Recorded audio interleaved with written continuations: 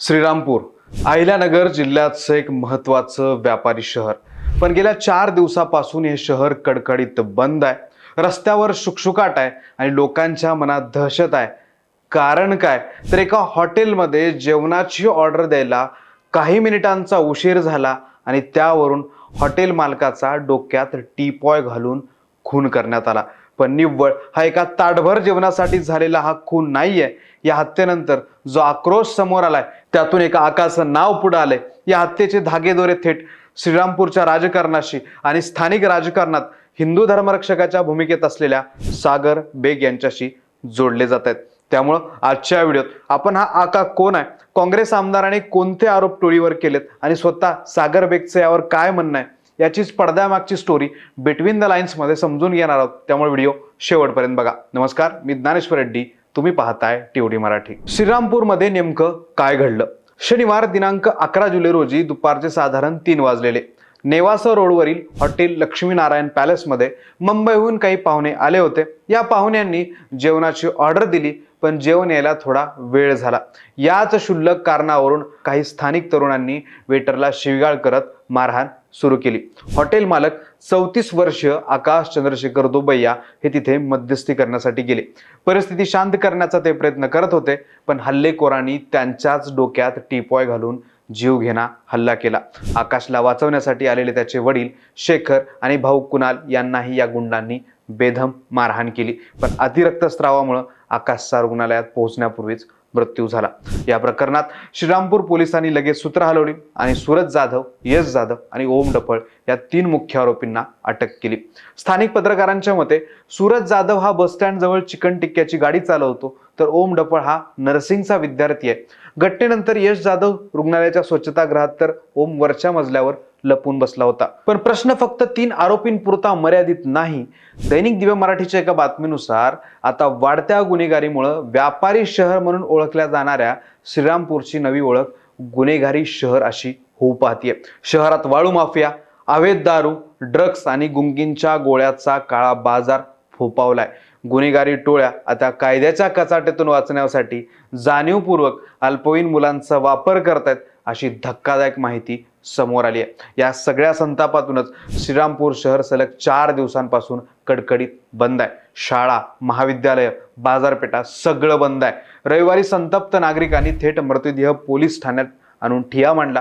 गुन्हेगारावर आणि त्यांच्या मुख्य सूत्रधारावर मकोका म्हणजेच मोक्का लागत नाही आणि त्यांच्या घरावर बुलडोजर चालवला जात नाही तोपर्यंत बंद माघार घेणार नाही अशी आक्रमक भूमिका आंदोलकांनी घेतली आहे। या आंदोलनाचं गांभीर्य पाहून पालकमंत्री राधाकृष्ण विखे पाटील यांनी ही कुटुंबाची भेट घेतली।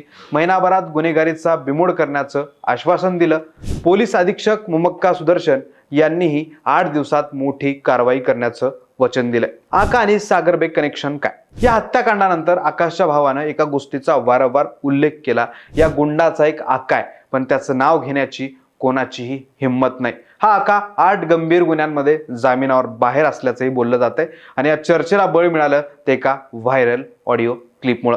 हत्येच्या वेळी आकाशचे वडील शेखर दुबैया यांनी मदतीसाठी शिंदे सेनेचे स्थानिक पुढारी सागर बेग यांना फोन केला होता। हॉटेलमध्ये मुंबईचे लोक थांबलेत, पोलीस नाहीयेत, तुम्ही काही मुलं पाठवा असं शेखर या क्लिपमध्ये म्हणताना ऐकू येत आहेत। मग आकाशच्या वडिलांनी सागर बेगलाच फोन का केला? तर गेल्या काही काळात सागर बेग यांनी श्रीरामपूरमधील एक आक्रमक हिंदुत्ववादी नेता म्हणून स्वतःची ओळख निर्माण केली। ते स्थानिक राजकारणात हिंदू धर्मरक्षकाच्या भूमिकेत असतात। ते राष्ट्रीय श्रीराम संघ चालवतात।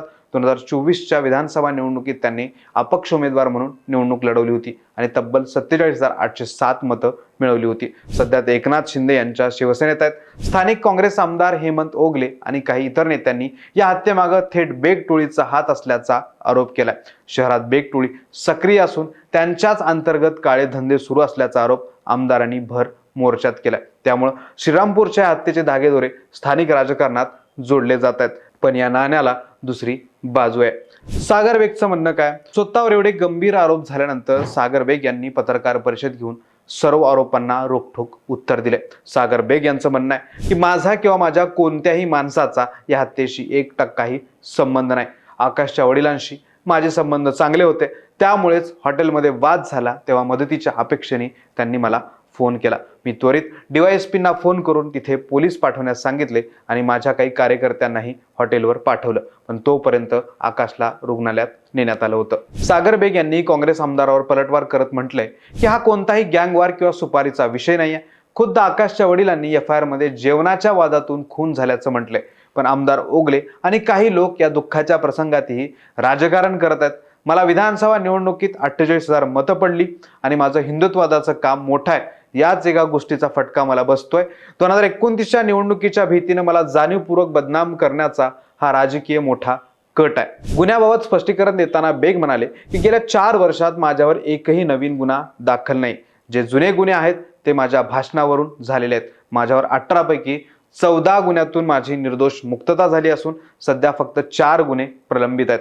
माझा एखादाही अवैध धंदा असेल तर आमदारांनी तो सिद्ध करून दाखवावा, असं खुलं आव्हानच बेग यांनी दिले. थोडक्यात काय तर श्रीरामपूरमध्ये केवळ एका हॉटेल मालकाचा खून झालेला नाही, तर इथला कायदा आणि सुव्यवस्थेचा खून झालाय. या खुनानं श्रीरामपूरमधल्या पोलिसिंगची पोलखोल केली आहे. आपल्या शहरात गावात किती भुरटी कायदी सुव्यवस्था आहे हेच यातून अधोरेखित झालंय. पोलिसांचा धाकच उरला नसल्यामुळं कोणीही उठतंय आणि कुणाचाही जीव घेतोय. आमदार ओगलेंच्या मते या सगळ्या मागं बेग टोळी आहे, तर सागर बेग यांच्या मते राजकीय द्वेषातून टार्गेट केलं जातंय. सत्य काय हे शोधण्याचं काम पोलिसांचं आहे, पण यात सर्वात मोठं नुकसान कोणाचं झालं? पण तुम्हाला काय वाटतं, खरंच पोलीस श्रीरामपूरच्या आकाला शोधून काढतील की नवा आका तयार होईपर्यंत हातावर घडी तोंडावर बोट ठेवून बघ्याच्या भूमिकेत बसतील? सागर बेगवरील आरोप तुम्हाला पटतात का, की हिंदू धर्माला बदनाम केल्याचा दावा पडतो? कमेंट करून तुमची मतं नक्की मांडा. हे माहितीपूर्ण विश्लेषण तुम्हाला आवडलं असेल तर लगेच व्हिडिओला लाईक करा, व्हिडिओ मित्रमंडळींना शेअर करा आणि अशाच व्हिडिओसाठी TOD मराठी चॅनलला सबस्क्राईब करायला विसरू नका.